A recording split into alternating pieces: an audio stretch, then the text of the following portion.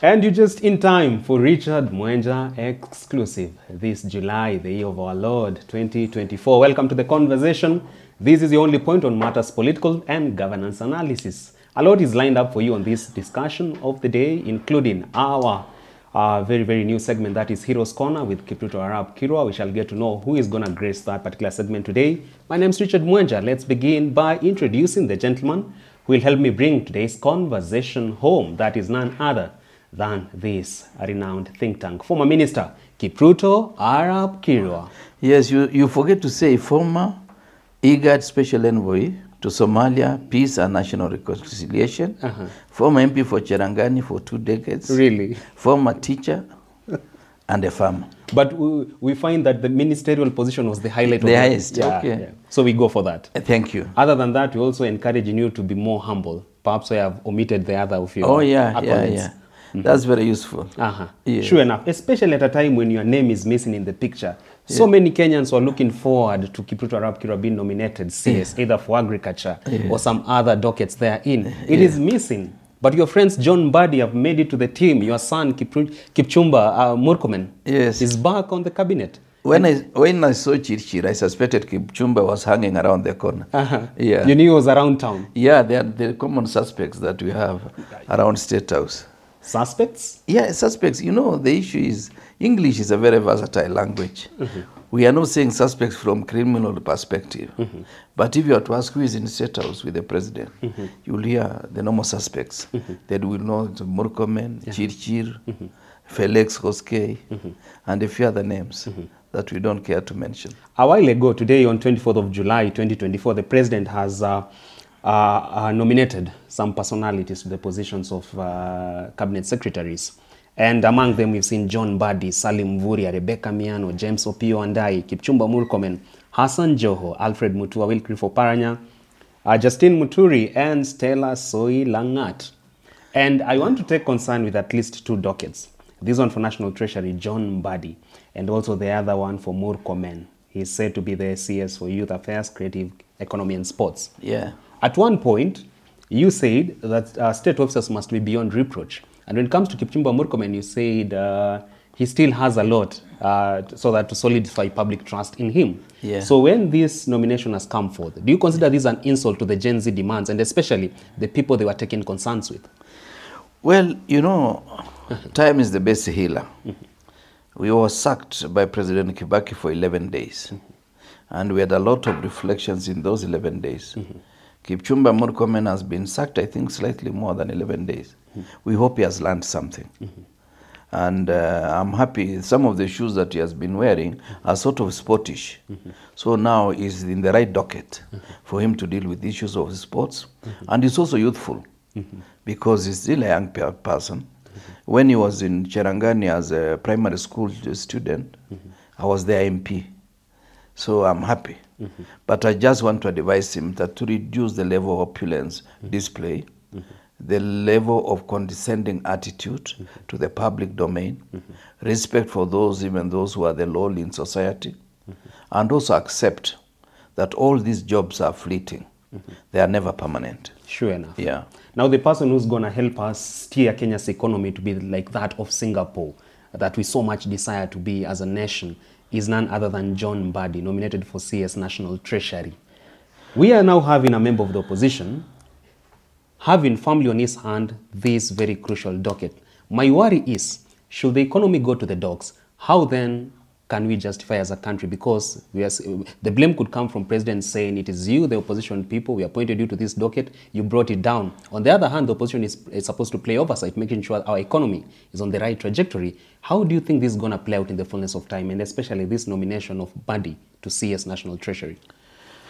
Well, when it comes to personal capacity, I think Mbadi fits the bill. But the most important issue is that where is the opposition and where is the government? We have gone back to the same bad manners that I've always said. When we go for elections, there is the winner who forms the government at the presidential level, and there are those who have not won. They may have numbers in parliament, in county assembly, and also in various counties, who should be part of the opposition.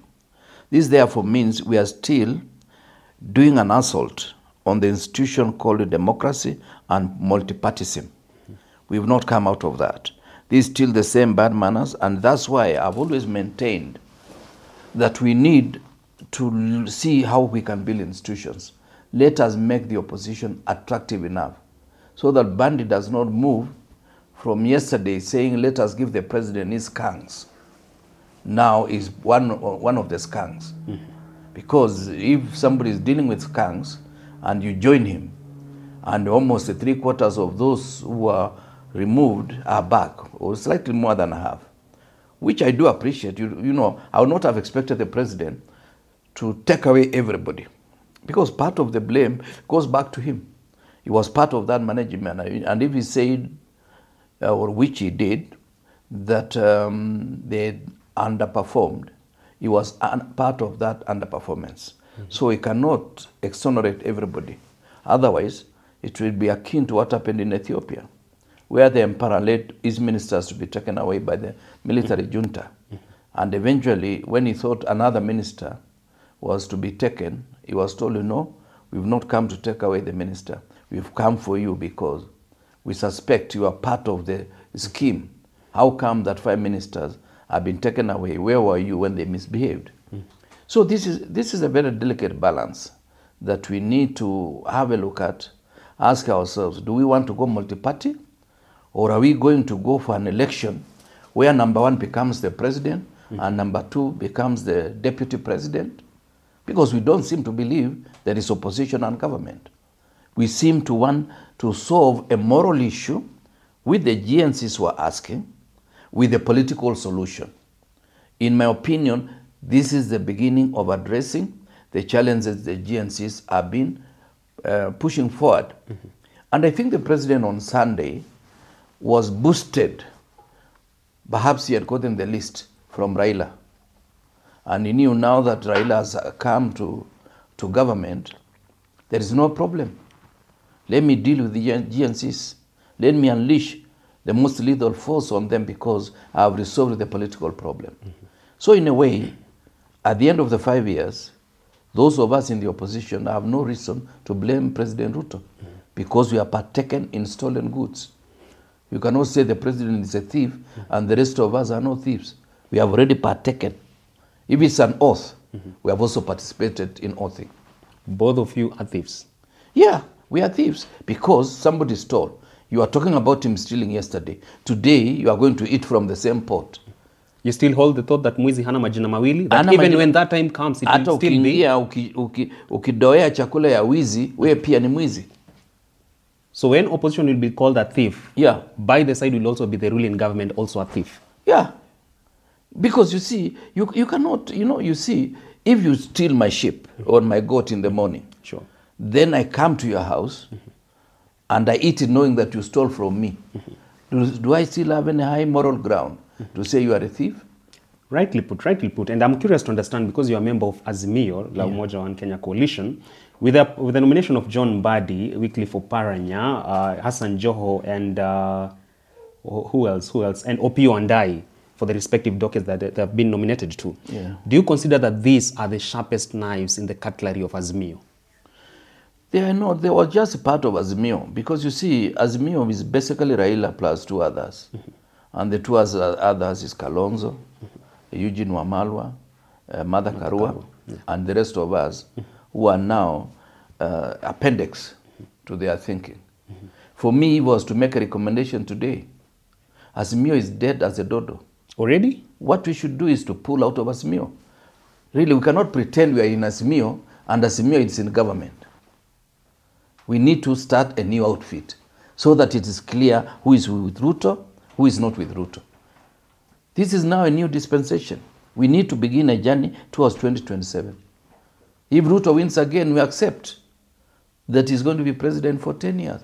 How true then is the argument that the danger in Azimio is that the co-principals, Martha Karua and Kalonzo Musyoka, are oftentimes playing the mark timing kind of game, waiting for others to make the big decision and then they decide whether they're going to join in or not join in. Do you think this is high time they should take that radical step? It is out of respect for Raila. Hitherto, Raila has been given the father figure of the opposition. And we didn't want to unravel the feathers. But today, any one of them still coming under the guise they are in Azimio, they are wasting their time. If Raila wants to join Ruto, he can join Ruto, run as prime minister in the new dispensation. Musalia becomes the deputy president. Because you see what is happening now, I fear even for Rigathi. He might be evicted from parliament with the combined numbers of Azimio, the component of ODM, plus whatever he had already bought and whatever he had in Kenya Kwanza. Then they bundle out Rigathi and they replace him with Musalia. Then they amend the constitution. Raila comes in as prime cabinet secretary. What will stop him from doing that? And then he abandons the issue of going to AU. You know, it is good to be very plain and to be practical. All this is pretense. We know these people. I joined parliament before Raila came in. I did 2 terms, I think, before he came in. He came in 92. I had done 1 term. So I know him. We were in the cabinet together. We were in the summit. Out of the 8 members of the summit, the other one is Raila, the other one is me. So let us not pretend Raila is in government. He could have brought other laws, but not Mbandi that we knew he was abusing Orengo the other day because he was dying to be a minister. Isn't Baba afraid of what history will have in store for him? Don't you think this will shun down his legacy that he's tried so hard to make it formidable? Well, at times people forget legacies, and you say the pot breaks at the door. You've come all the way from River Kimoso. You've climbed that hill near the church. You've gotten into the compound. As you get to the compound, there is some slope. Inaanguka, inapasuka, maji na mwakika. That fate could befall Raila Odinga in the near future. He's not carefully? Yeah. No, he has signed. He has signed already. So then that means his political obituary is underway. No, for politicians who never write obituaries until they die. Just hold it. Just hold it. But I think this is where Raila has scored very low. Yeah. By actually seconding the nomination of some people like Opiyo Wandayi. When you see Opiyo Wandayi, when you see Mbandi, when you see Joho, when you see Oparanya. These are the people that... These are deputy party leaders of ODM. So if the 2 deputies are there, the leader himself must also be there. Yeah. Isn't he afraid of the test that this will leave in the mouth of the Gen Z, who had taken concern with some personalities in Azimio? The Gen Zs can look for another team of individuals, whether they're in government or in the opposition, foment that kind of outfit, allow them to compete with the current regime. So by endorsing this nomination, you clearly are saying Raila Odinga has dismissed Gen Zs, but he's likely doing so at his peril. CNGs, because these young people, they are not talking out of problems that affect them. These are problems affecting the country. He has dismissed the Gen Zs, their parents and their grandparents. Yeah. He has dismissed all of us. We supported him last time. I moved out of Ruto's corner because I thought Raila may present a better team. Now, he has gone back to Ruto without the knowledge of the rest of us. Not that I would have wished to be a minister. If William knows me better than Raila does. So if he was to give me a job, I would have to make a decision at that particular time. But now for the leader of official opposition to present 4 names to the president is a admission that there is no opposition in Kenya. Yeah. So my question is, now that you're saying the opposition of the day has gone to bed with the government of today, so then who plays the role of the opposition? Do we leave it to the civil society? And who is going to be the good Samaritan for the Gen Zs? Yeah. Gen Z will still play that pivotal role of holding fort until we have genuine opposition in Kenya. Even at a time when the Gen Z movement has been reduced to that of faceless anarchist. No. The English at times is misused. Because the government is now saying... And I don't credit William with a lot of English. Yeah, people say he's articulate, but I don't credit him with a lot of English. He uses some words without thinking. Words in English are supposed to be... That's why they are synonyms. They are antonyms. And they are words which have closely the same meaning. But it doesn't care about the usage of words. and phrases. Diction should matter to him? Whatever for him is the results. Because, and at times he repeats these words, knowing that the best way is to repeat until people believe the story, that these are anarchists. These are people who are fighting democracy. Where is democracy in Kenya today? The latest conversation being this is a sponsored protest. There are faces behind it. Initially, we saw Ford Foundation being fronted. But Ford Foundation gave money to Rachel. So Rachel is one of the opposition leaders?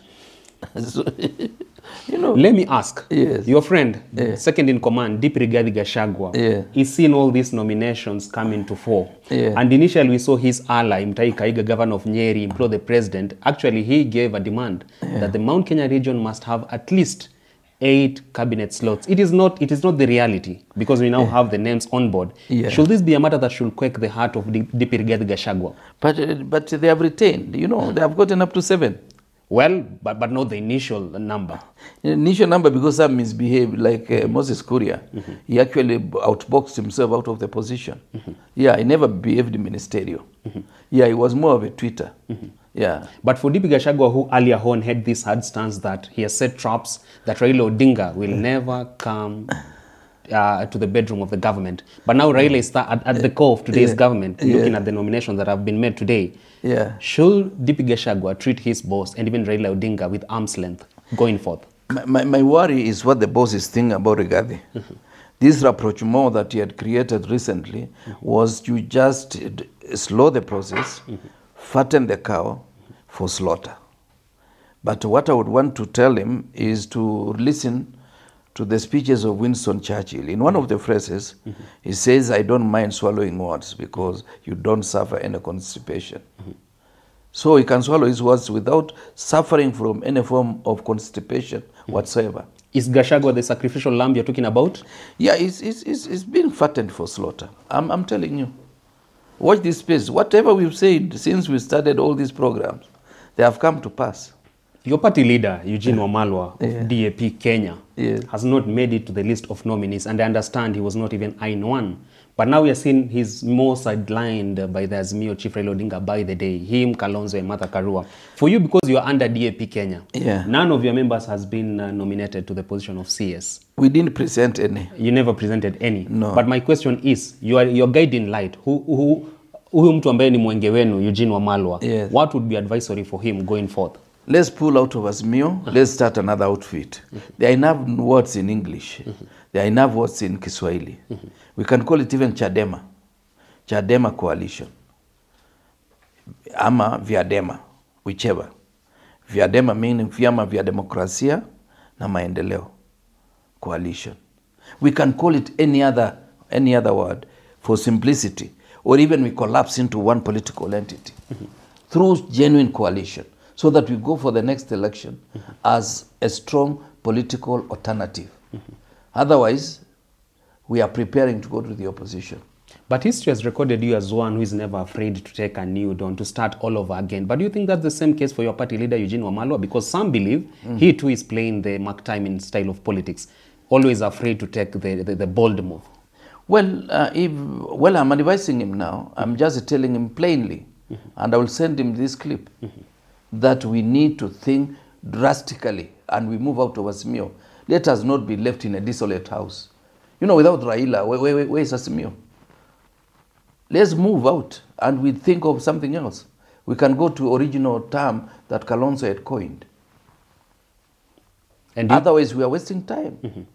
Should Kalonzo, Musyoka, Martha Karua each pull to their parallel fronts, and so you remain with DAP, Party Kenya, under Eugene Wamalwa, do you think you can bring up something formidable that will be a force to reckon with, that can scare the status quo of the day? We are not scaring them. We want to take over government. For me, when I'm here, I'm preparing to be in the next government. I'm not preparing to go to the opposition. Even with Raila Odinga, Ruto, that entire political infrastructure in one place, you believe you can still go after them? GNCs have made a difference. Yeah, they can create even another outfit without me being there, without Eugene being there, without Kalonzo being there, and that outfit can win. This young man in Senegal, he came out of jail, and within 2 months, he was the president. You never know. who is likely to take over the next political arrangement. Lastly, sir, on this conversation, now we have these nominees on board. I want to understand, you've been in governments before, you've been a minister before in the agricultural docket. What should be the guiding light for these new CS nominees, and also for President Ruto with this new cabinet that he has nominated? How do you think he should conduct his business as their father figure? Yeah, I think there are specific steps he needs to take. One is to allow the due process to take place in Parliament, and those who are confirmed, they get confirmed, and of course he appoints them upon confirmation by Parliament. The next step would be to look at the permanent secretaries, or what they call them, principal secretaries of the day, see whether he can bring down that number. The third step, and perhaps should also have been the second, is to do what we call government dispatch, where roles are going to be properly assigned. And in the ministry that is dealing with the youth, they should have a director for youth. And that director for youth should be able to have sole responsibility of capturing what are the issues raised by GNCs. Which ones are short term, which ones are long term. And having made that clear, then he calls now for national conference, where there will be some selected people from across the political landscape. And those people will be addressed by the president, who will be the keynote speaker of the day. And once they have been addressed, then now they look at other issues other than the ones raised by GNCs. Issues that are fundamental to the future of this country, including institutionalizing opposition and ensuring that the opposition remains opposition, with some offices that are boosted for purposes of checking the government of the day. Then all these raft of issues brought together, we are able to put in a template where we decide these are short-term, mid-term, long-term. This will be a solution that will be picked by whoever even becomes the next president to be pursued. Those that will take 10 years, we pursue them knowing that this is our roadmap.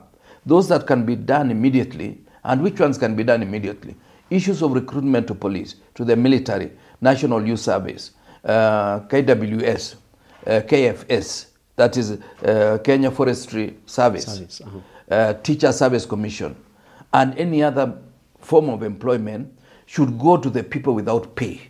We should not be making parents to pay for their children to be recruited. That is something that the president, if he announced tomorrow, and for the next 1.5 years or so, people will respect him, knowing that he has said this and this is what has happened. Then the midterm is to structure and institutionalize opposition and respect institutions of government, such as the judiciary, commissions that are under the Constitution, Parliament, and have clear separation of powers. The president should not be worried of every motion that he brings going through. Or rather, he loses 10 motions, but he wins the people of Kenya. Yeah. Very finally, on this particular edition, initially we saw Junet Mohammed, Member of Parliament, come forth and declare war on the CS nominees, saying it won't be business as usual. Now his friends, his party mates, Opiyo Wandayi, Wycliffe Oparanya, Joho, John Mbadi, they have been nominated to ministerial positions. Do you foresee a situation whereby Junet Mohammed is likely to coil his tail, put it between his legs, and take back his words and give green light to the nominees when it comes to the vetting process? Let me say this, Richard. Even during one-party state, some of us stood. When people talk of second liberation, they talk of those who are in the opposition. They don't talk of us who are in Kanu, but we never believed Kanu was doing the right thing. Today, we are less democratic than we were under President Moi.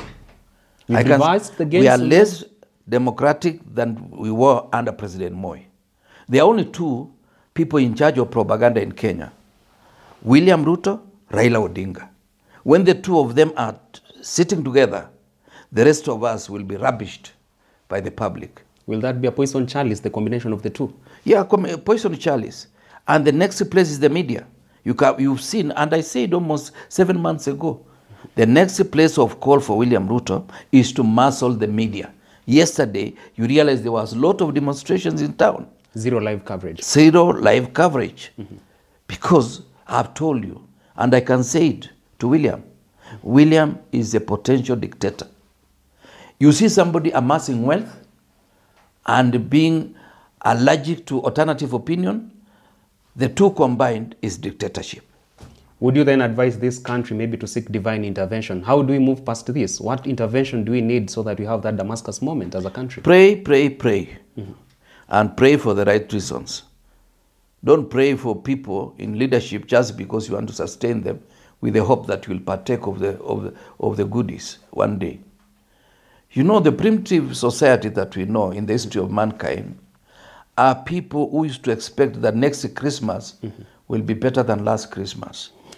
And that is where I find Kenyans today. We prepare for Christmas, you think you will keep 500,000 to take your family out of town. By Christmas time, you're struggling with basic loans, including Fuliza. Even politically, that is what we are expecting, that the next election is going to produce angels. Unless we keep guard and vigilant on the affairs of the day, and we remove tribalism in our midst, we are likely to be in a vicious circle. That's why I always respect Nyerere. He fought for things. And for the sake of reminding ourselves, ufisadi, udini, ukabila, na ubabe. Wow. There you have it, that point by Ruto Arab Kirwa, a patriot at heart, takes us to the wrap of today's conversation. We've been delving into President Ruto's new list of nominees to CS positions. We've unpacked some of them and probably whether people have so much confidence in them, and also advise them on how better they can conduct business once confirmed to their respective dockets. Time now for this segment that you all have embraced so quick, Heroes Corner with Ruto Arab Kirwa. Agui, whom do you have today on this segment? The personality of the day is my own daughter. Daughter? Yeah, Lina Chebi Kilimo. Oh, the legendary Lina Yes, Chebi. that's the one. She's not my biological daughter, but she's my political daughter. And when anytime she sends me a message, she will say, Dad. Wait, you're saying that she is your political daughter. Does that then signal the direction that maybe even her political successes, your handwriting was somewhere in the room? You know, the first time, it was 29th of June, the year 2002.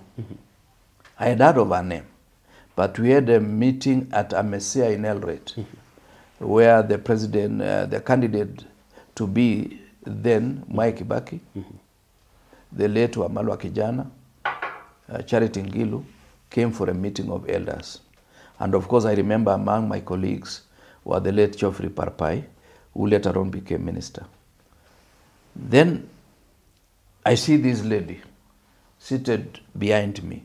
Who are you? Then she told me she's Lina. Lina Kilimo? Yes. That's the first time I saw her. And she joined us in that movement that was from Kanu all the way to NARC. We moved together. She won her seat. I won my seat. She became a minister. I became a minister. But for her, she was a unique minister because she was the first one, female minister to the cabinet from the Kalenjin nation. Wow. So that is part of the history Kibaki made. She went ahead for the period she was the member of parliament for Marakwet East. There were minimal, if not zero, skirmishes between the Marakwet and the Pokot. Zero banditry? Almost Zero minimal. banditry. Minimal. Because she could read the pulse rate. At times she leaves here at midnight, all the way so that in the morning she's in her constituency to go and quell some possibility of skirmishes. What am I saying? Insecurity is not about the might of the military. It's supposed to be the mind and the heart of the leadership. And JB Kilimo did that? JB Kilimo did that for the period she was a member of parliament. She was in charge of all the operatives that could have become potential to make problems to the other. And she was able to talk to the leaders from the other side to make it possible for coexistence among the communities living in the valley. She went ahead to fight FGM in her community. Today, the success that others have been able to pick from that, she's the pioneer person who did that particular struggle and succeeded. All this to Lina Jebi Kilimo? Lina Chebi Kilimo, my daughter. She did so well. When she joined the government, she did a sterling performance in the presidency. She was minister in the office of the president, but now designated to the office of the vice president. How true is the argument that when Lina Jebi Kilimo came to the picture, she stole the thunder of then Sally Kosgei? Sally Kosgei has her own credentials as an academic. She was the first female head of public service from the community, and I think in Kenya. I don't know whether we've had another head of public service who is a lady. She's still standing with her own credentials. But this one now came in as a politician. Sally became a minister later on, after we left the scene. So Lina is still trailblazer when it comes to the Kalenjin community, who was the first minister. So hers was not really, or rather much inspired by the need to steal the thunder of Sally Kosgei. It was her inborn passion to spearhead that which she believed in. And I don't know whether she thought even she would be a minister at the end of it. She wanted to be an MP, but God gave her another cap to be a minister. Is she a child of the dynasties? No, she's a child of some Peasant ordinary farmer? parents. Her mother is still alive. Oh, really? I think she's approaching 100 years. Yeah, I think they're staying together here in Karen. JB is still in town? She's in town, very strong, and fighting for human rights of every Kenyan. We have enough tea in our studio here. Why don't you tag her along next time? I will send her the clip. You will? I will send her the clip, then I invite her next week. Well, there you have it. Yeah. But from your optic, there's so much to learn from Lina Jebi Kilimo. A lot. She's an armory of wisdom. A little brigade that can help bring the much needed reforms in Kenya? A lot of reforms. But there are few listeners in Kenya than talkers. There are few listeners in Kenya than talkers. That point takes us to the wrap of today's Heroes Corner with Kipruto Arap. Kirwa, thank you so much for your insights. It's my pleasure. Thank you for roping in Lina Jebi Kilimo. She's a woman we studied a lot in primary school, when I was in primary school. Oh, wonderful. She was greatly associated with fight against FGM. So I didn't lie to you. You never lied to me. I was just confirming my facts. Asante sana. Thank you for watching. We wait to see you on the next edition of Richard Mwenje Exclusive. Do enjoy the rest of your viewing.